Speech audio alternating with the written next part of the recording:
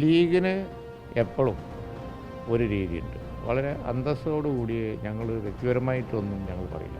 ചിലപ്പോൾ ആർക്കെങ്കിലുമൊക്കെ നാക്ക് പിഴയും തെറ്റുമൊക്കെ പറ്റാം, എനിക്കുൾപ്പെടെ പറ്റാം, ആർക്ക് വേണമെങ്കിലും പറ്റാം. പറ്റിയ പാർട്ടി അത് തിരുത്തും. കേന്ദ്ര സഹായങ്ങൾ ദാരിദ്ര്യ നിർമ്മാർജ്ജനം ഉൾപ്പെടെ കേന്ദ്ര പദ്ധതികളെയൊക്കെ ബാധിക്കും. എങ്ങനെയാണ്? തീർച്ചയായിട്ടും ബാധിക്കും. ഇതിനു മുമ്പ് നിങ്ങളെടുത്ത് നോക്ക്, നിങ്ങളുടെയൊക്കെ ചാനൽ ചർച്ചകളിൽ എത്ര പ്രാവശ്യം വന്നതാണ്. എന്തുകൊണ്ടാണ് കേരളത്തിന് പല സ്കീമുകളും അവർ കട്ട് ചെയ്യുന്നത് എന്നുള്ളത് നമ്മൾ പരിശോധിച്ചതല്ലേ. അപ്പോൾ അവർക്കൊരു ആറ്റിറ്റ്യൂഡ് അല്ലെങ്കിൽ തന്നെ ഉണ്ട്. പ്രത്യേകിച്ച് അവിടെയുള്ള ഉദ്യോഗസ്ഥ ലോബിക്ക് ഒരു ആറ്റിറ്റ്യൂഡുണ്ട്.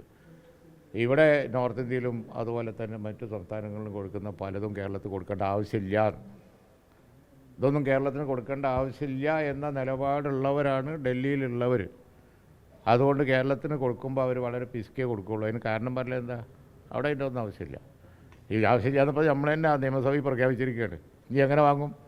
കാണാൻ നമുക്ക് കുറച്ച് കഴിയുമ്പോൾ പിന്നെ പല ആനുകൂല്യങ്ങളും അവർ വെട്ടിക്കുറക്കും. ചർച്ച ചെയ്യപ്പെട്ടൊരു വിഷയം, ഏറ്റവും പാവപ്പെട്ട അടിസ്ഥാന ഭാഗങ്ങളെ ബാധിക്കുന്ന വിഷയമാണ്. അപ്പോൾ UDF അധികാരത്തിലേക്ക് അതിദരിദ്ര എന്നുള്ള കാറ്റഗറി ഒരു വിശദമായ പഠനത്തിന് വിധേയമാക്കി അതിനകത്ത് വ്യക്തത വരുത്തും.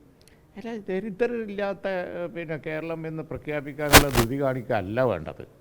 കേരളം കാലാകാലങ്ങളിൽ കൊടുത്തുകൊണ്ടിരുന്ന ക്വാളിറ്റി സർവീസസൊക്കെ തുടർന്നും കൊടുക്കുക, കാലത്തിനനുസരിച്ച് പരിഷ്കരിക്കുക. ഇപ്പോൾ ചികിത്സ കൂടുതൽ ഓൺലൈൻ കൺസൾട്ടേഷൻ, അതുപോലെ തന്നെ ആവശ്യമില്ലാത്ത മരുന്ന് കുറക്കാൻ പറ്റും. അതുപോലെ പിന്നെ ഇപ്പോൾ ലോകം മുഴുവൻ ഭരിച്ചുകൊണ്ടിരിക്കുന്ന പല കാര്യങ്ങളുമുണ്ട്. കാരണം ആരോഗ്യ പരിപാലന രംഗത്ത് അത് കേരളത്തിലേക്ക് കൊണ്ടുവരണം. ഉപകരണങ്ങളുണ്ട്. ഇത് അത്യാധുനിക ഉപകരണങ്ങൾ നമുക്കുണ്ടാവണം. അതാണ് ആരോഗ്യ പരിപാലനത്തിന്. ഡയഗ്നോസിസാണ് ഏറ്റവും ഇമ്പോർട്ടൻറ്റ്. ഇതുള്ള ഉപകരണങ്ങൾ തന്നെ എടുത്തുകൊണ്ട് പോകല്ലേ, കാശ് കൊടുക്കാത്തതുകൊണ്ട് ആശുപത്രിയിൽ കൊണ്ടുവച്ച ഉപകരണം എടുത്തു കൊണ്ടുപോവുക.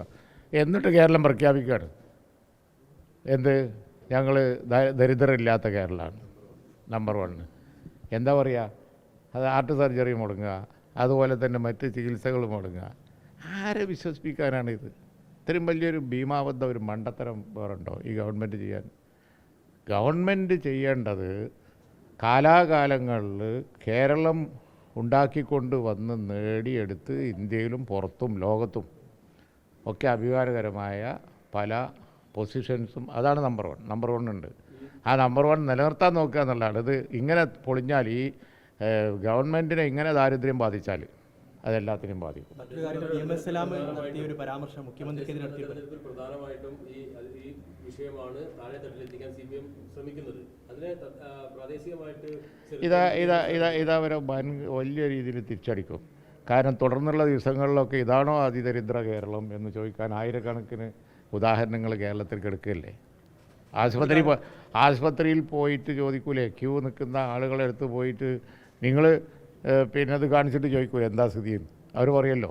അനുദിനം കേരളത്തിൽ സ്ഥിതി ഇവർ പറയുന്ന അത്ര ശുഭകരമല്ല എന്നുള്ളത് ലൈവായിട്ട് ജനങ്ങൾ കണ്ടുകൊണ്ടിരിക്കും. ഞങ്ങളെന്തിനാ പ്രചരണം നടത്തുന്നത്?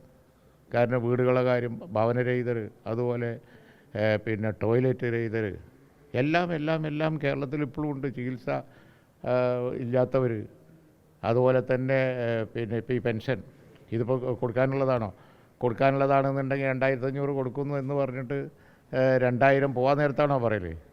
ആദ്യം പറയണ്ടേ? അപ്പോൾ അത് ഉണ്ടായില്ല. അപ്പോൾ അങ്ങനെ നോക്കുമ്പോൾ ഇവരുടെ പ്രഖ്യാപനം തന്നെ ഇവരെ തിരിഞ്ഞു കുത്തും, യാതൊരു സംശയവും ഇല്ല. അതാണ്.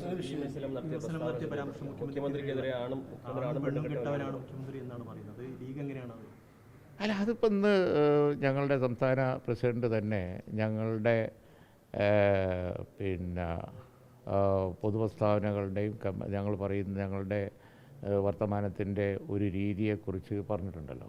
ഞങ്ങൾ അതിരൂക്ഷമായി വിമർശിച്ചു. ഞാനിപ്പോൾ അതിരൂക്ഷമായിട്ടല്ലേ വിമർശിച്ചത്. പക്ഷേ ലീഗിന് എപ്പോഴും ഒരു രീതിയുണ്ട്. വളരെ അന്തസ്സോടുകൂടി ഞങ്ങൾ വ്യക്തിപരമായിട്ടൊന്നും ഞങ്ങൾ പറയില്ല. അന്തസ്സോടുകൂടിയൊക്കെ ഞങ്ങളെ ചരിത്രം എടുത്ത് പരിശോധിച്ച് നോക്കിയാൽ മതി. വാക്കുകൾ വളരെ സൂക്ഷിച്ച് ഒരു പ്രതിപക്ഷ ബഹുമാനത്തോടു കൂടി സംസാരിക്കുന്ന പാർട്ടിയാണ് ഇന്ത്യൻ യൂണിയൻ മുസ്ലിം ലീഗ്. പക്ഷേ അറ്റ് ടൈംസ് ചിലപ്പോൾ ആർക്കെങ്കിലുമൊക്കെ നാക്ക് പിഴയും തെറ്റുമൊക്കെ പറ്റാം, എനിക്കുൾപ്പെടെ പറ്റാം, ആർക്ക് വേണമെങ്കിലും പറ്റാം. പറ്റിയ പാർട്ടി അത് തിരുത്തും. യാതൊരു സംശയം. അത് തിരുത്താനുള്ള ഏറ്റവും വലിയ അവകാശം പാർട്ടി പ്രസിഡന്റ് തങ്ങൾക്ക് തന്നെയാണ്. തങ്ങൾ തന്നെ ഇന്ന് സലാമിനെ തിരുത്തി, അതേപോലെ നാളെ എനിക്ക് പറ്റി എന്നെയും തിരുത്തും, യാതൊരു സംശയവും വേണ്ട. പാർട്ടിക്ക് പാർട്ടിയുടെ ഒരു കൾച്ചർ, പാർട്ടിയുടെ ഒരു അത് വിട്ട് പാർട്ടി പോകില്ല. അങ്ങനെ പാർട്ടിയിൽ നിന്ന് ആരെങ്കിലും സംസാരിച്ചാൽ അത് പാർട്ടി പ്രസിഡന്റ് അത് തിരുത്തും അന്തിമമായിട്ട്. അല്ലെങ്കിൽ ഞങ്ങൾ ആരെങ്കിലും താഴെയുള്ളവരാണെങ്കിൽ ഞങ്ങൾ തിരുത്തും. അല്ല, അത് ഡിസോൺ ചെയ്താൽ കഴിഞ്ഞല്ലോ. പാർട്ടിയുടെ രീതിയല്ല എന്ന് പറഞ്ഞാൽ സലാം അത് അക്സെപ്റ്റ് ചെയ്യും, അത്രേ ഉള്ളൂ. കുറച്ചുകൂടി ജാഗ്രത വേണ്ട ഇങ്ങനത്തെ ഇപ്പോൾ ഈ ഇന്നത്തെ കാലത്ത് ഇത്തരം പരാമർശങ്ങളൊക്കെ.